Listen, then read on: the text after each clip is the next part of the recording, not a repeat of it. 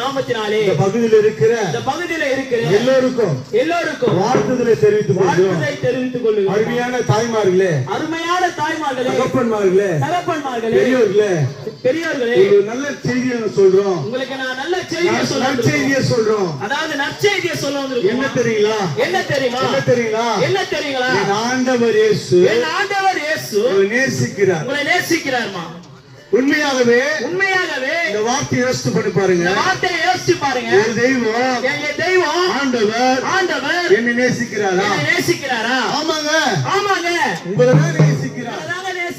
எப்படின்னா இயேசு சிலுவையிலே ரத்தத்தை சிந்தி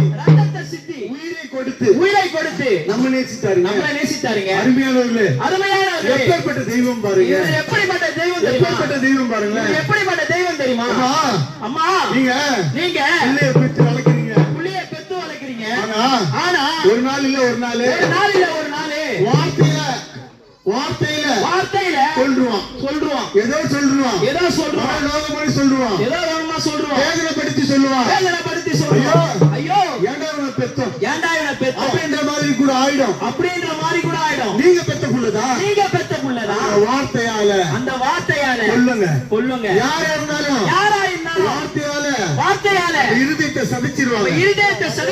காயப்படுத்திடுவாங்க. கஷ்டப்படுத்திடுவாங்க. நம்மளை கண்ணீர் விட செய்வாங்க.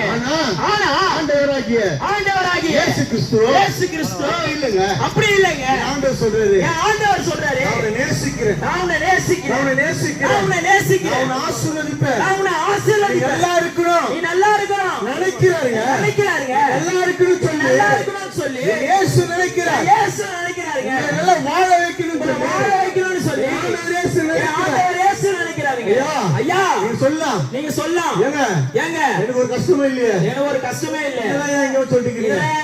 சொல்றீங்க. தயவு செய்து சொல்றேன். நீங்க ஏமாத்திக்காதீங்க. வீட்டுக்கு வீடு வாசப்படி எப்படி இருக்குது? அதே போலதான் ஒவ்வொரு மனசுலயும் கஷ்டங்கள் உண்டுங்க.